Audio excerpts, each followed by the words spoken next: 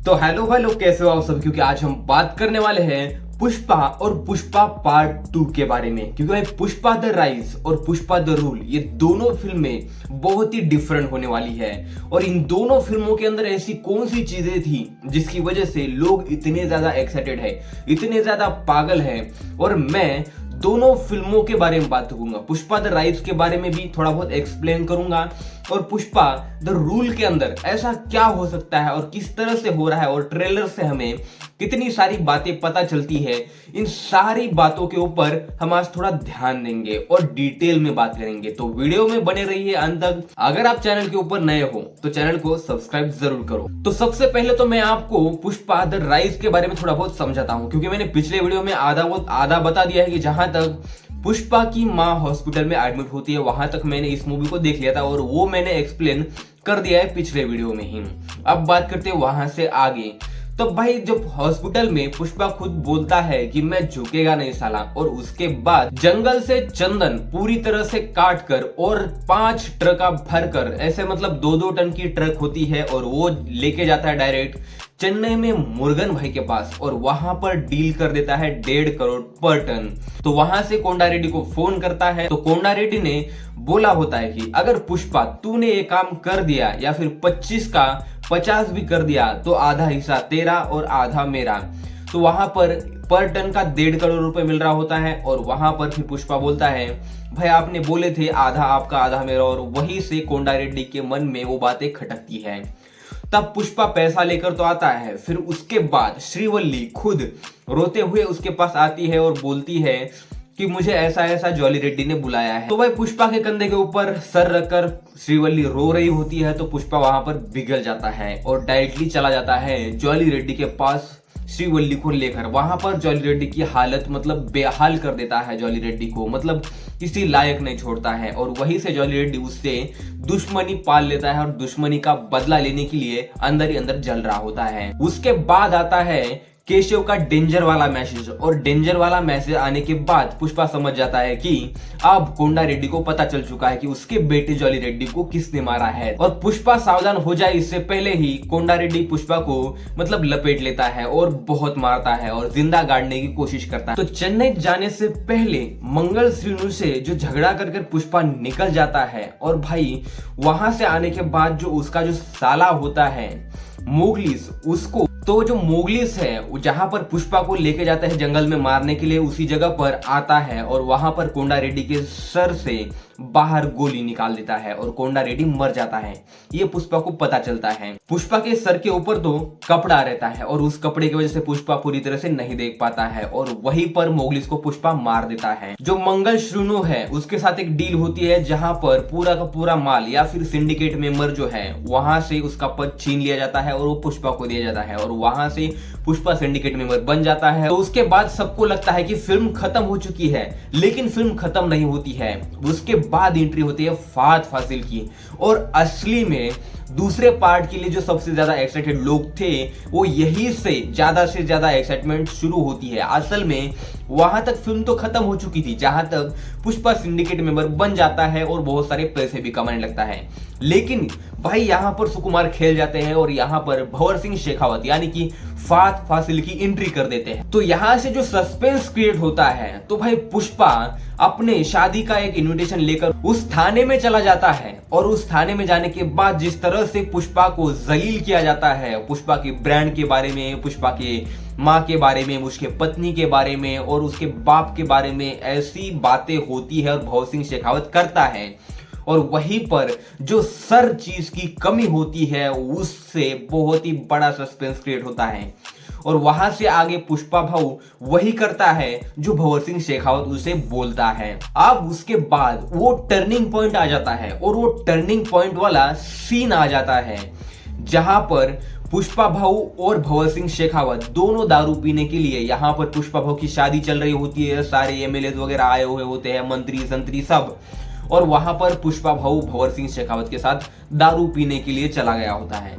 लेकिन पुष्पा भाऊ वहां पर सिर्फ और सिर्फ दारू पीने के लिए नहीं चला गया था, क्योंकि अपने अपमान का उसे बदला लेना था, और वो बदला वो किस तरह से लेता है वो आपने थिएटर के अंदर देखा है, जहां पर भंवर सिंह शेखावत और पुष्पा बैठे हुए होते हैं और पुष्पा वो बोलता है कि आप सर आपने उस दिन बहुत ही बड़ा सस्पेंस क्रिएट किया, मेरे माँ के बारे में, मेरे बाप के बारे में, मेरी पत्नी को आप बीच में लाए।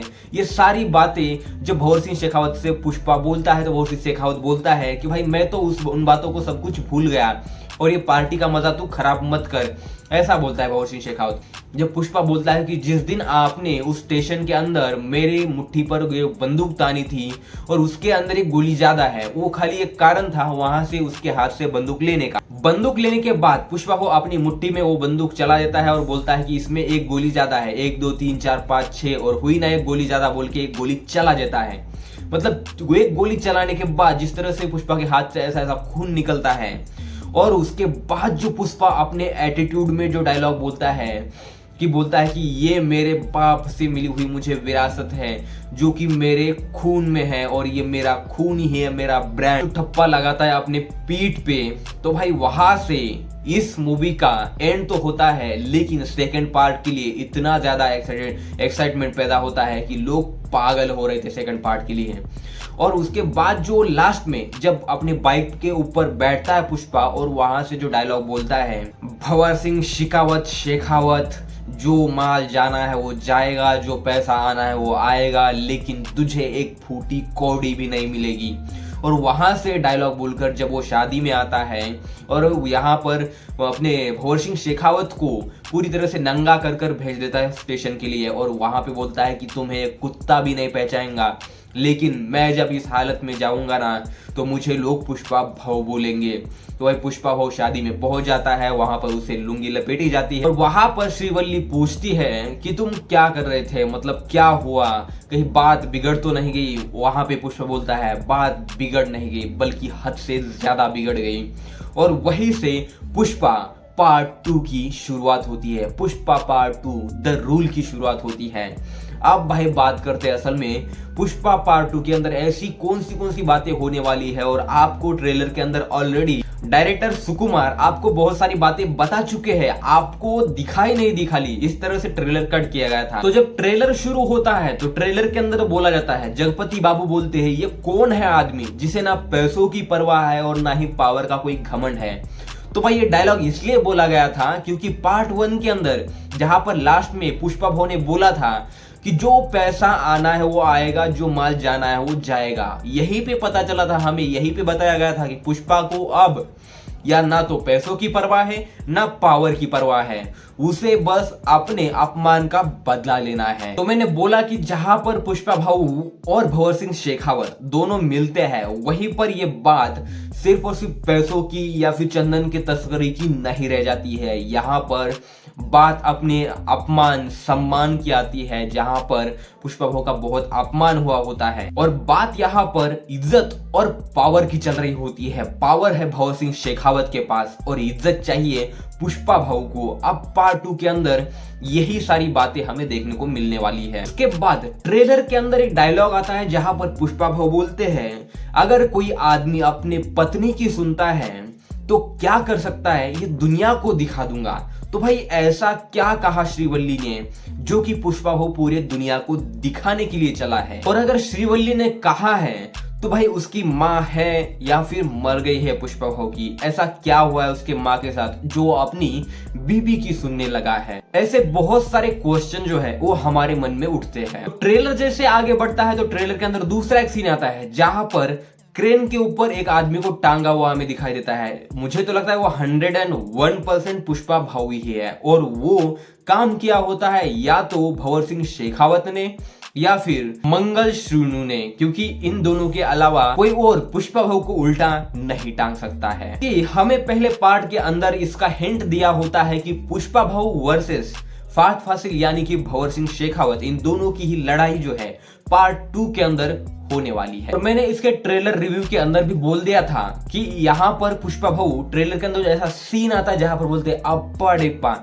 वो शब्द जो है वो हिंदी के अंदर भी सेम टू सेम रखा गया है। मतलब उस शब्द का अर्थ क्या होता है, उस शब्द का अर्थ होता है किसी के भी ऊपर दया ना दिखाना। मतलब भाई पुष्पा भाऊ या तो उनके ही घर में से या फिर उन्हीं के आदमी से उन्हें बहुत ही बड़ा मतलब धोखा मिला होता है, इसलिए ऐसा वो बोल रहे हैं। अब वो आखिर आदमी कौन है जिसने पुष्पा भाऊ को धोखा दिया? और उसके बाद जो सीन आता है जहां पर पुष्पा भाऊ साड़ी पहने हुए हमें दिखाई देते हैं, एक जगह पर नहीं, वो तो मेले के अंदर तो होते ही है, लेकिन एक खंडर होता है जहां पर हेलीकॉप्टर से उतरकर पुष्पा भाऊ वहां पर फाइट करने वाले हैं। वहां पे भी पुष्पा भाऊ ने साड़ी पहनी है। अब ये साड़ी का असल में माजरा क्या है? असल में साड़ी क्यों पहननी पड़ रही है पुष्पा भाऊ को? ऐसा क्या हुआ है जिसकी वजह से, या फिर उसके बचपन में कुछ ऐसा हुआ है, पता नहीं क्या हुआ है, लेकिन पुष्पा भाऊ 2-3 जगह पर हमें साड़ी पहनते हुए दिखाई दे रहे हैं। तो सिर्फ और सिर्फ हमारे सुकुमार डायरेक्टर ही बता सकते हैं कि पुष्पा भाऊ को साड़ी असल में क्यों पहनाई गई है, या फिर हमें 5 तारीख को थिएटर के अंदर ही पता चलेगा। ट्रेलर के अंदर दूसरा एक सीन आता है जहां पर एक आदमी है जिसके सर के बाल आधे हैं और गले में चप्पल डाले हुए है। क्या ये फहद फासिल है? असल में ये कौन है ये हमें पता ही नहीं चलता है, ये भी हमें थिएटर के अंदर ही पता चलेगा। ऐसे बहुत सारे क्वेश्चन हैं जो कि हमारे माइंड में उठते हैं और ट्रेलर देखने के बाद सबके माइंड में उठे होंगे। अब आप सोचोगे कि पुष्पा भाऊ को शेखावत ने उल्टा टांग दिया, मतलब कोई तो मदद कर रहा है। मतलब यहाँ पर आपने अगर ट्रेलर के अंदर एक सीन देखा होगा, एक गोडाउन के अंदर मंगल श्रीनु और वहां पर फेटा बांधकर फहद फासिल यानी कि भंवर सिंह शेखावत टेबल के ऊपर डांस कर रहा है। मतलब मंगल श्रीनु और भंवर सिंह शेखावत दोनों मिलकर पुष्पा की बैंड बजाने वाले हैं। ट्रेलर के अंदर दूसरा एक सीन है जहां पर ट्रेलर के अंदर गोडाउन के अंदर बहुत सारे सोफा सेट दिखाई देते हैं और उन सोफास में पैसा ही पैसा भरा हुआ है। मतलब पुष्पा भाऊ ऐसी कोई चीज नहीं छोड़ने वाला है जिसके अंदर या तो चंदन की तस्करी होगी या फिर वहां से यहाँ आने वाला पैसा होगा। मतलब ऐसी बहुत सारी यूनिक टेक्निक्स होंगी, यूनिक तरह से दिमाग लगाया होगा जहां पर पुष्पा भाऊ की स्मगलिंग भी होगी और पैसा भी आएगा। फिर ट्रेलर के अंदर सबसे बड़ा और मेन सीन आता है, वो है यहाँ पर चिता जलने वाला सीन जहां पर सब लोग छाते लेकर खड़े हैं। आखिर चिता किसकी जल रही है? या तो वहां पर पुष्पा भाऊ मर चुका है, इस तरह से पूरी तरह से खबर फैल चुकी है, लेकिन पुष्पा जिंदा है ये किसी को पता नहीं है। या तो वो पुष्पा को जला रहे हैं या फिर ऐसा कोई है जहां पर वहां तो मतलब मुझे तो श्रीवल्ली भी दिखाई नहीं दे रही, उसकी माँ भी दिखाई नहीं दे रही है और ना ही और कोई दिखाई दे रहा है पुष्पा का आदमी। मतलब पुष्पा हो भी सकता है और नहीं भी हो सकता, वो जो जल रहा है असल में पता नहीं कि वो आदमी कौन है। और वो मेले के अंदर का आपने सीन देखा होगा जहां पर पुष्पा भाऊ साड़ी में फाइट कर रहे हैं, तो भाई वो जो सीन है वहां पे पुष्पा को मारने की कोशिश कौन कर रहा है? क्योंकि पुष्पा का सौतेला भाई उसके पीछे हाथ धोकर पड़ा है। अब वो असल में हाथ धोकर क्यों पड़ा है? ऐसा क्या हो गया या फिर उसका ईगो क्यों हर्ट हुआ जो कि वो पुष्पा को मारने पे तुला है? ऐसे बहुत सारे क्वेश्चन और बहुत सारे क्वेश्चन जो है और कौन से क्वेश्चन है ये सारे के सारे मैंने इस वीडियो के अंदर बता दिए हैं। और भाई जो कल हैदराबाद में पुलिस मैदान में जो इवेंट हुआ उसके अंदर सुकुमार से एक रिपोर्टर ने पूछा कि या पुष्पा 3 भी आएगी क्या, तो वहां पर सुकुमार सर बोले कि पुष्पा 3 भी आएगी लेकिन उसके लिए 3 साल और वेट करना पड़ेगा। तो भाई असल में कंफर्म है पुष्पा 3 भी आना। तो इस वीडियो के अंदर मैंने पुष्पा पार्ट 1 और पुष्पा पार्ट 2 की बहुत सारी हिडन डिटेल्स जो है वो आपको बता दी है। तो आपको ये वीडियो कैसा लगा मुझे कमेंट में जरूर बताना। अगर आपको वीडियो के अंदर कुछ पसंद आया हो तो इस वीडियो को लाइक करो, शेयर करो, कमेंट करो और आपके अपने बालाजी फिल्म वाला चैनल को सब्सक्राइब करना भी बिल्कुल मत भूलो। तो मिलता है आपसे ऐसे इंटरेस्टिंग नेक्स्ट वीडियो में, तब तक के लिए लेता हूं take care, see you soon, bye bye.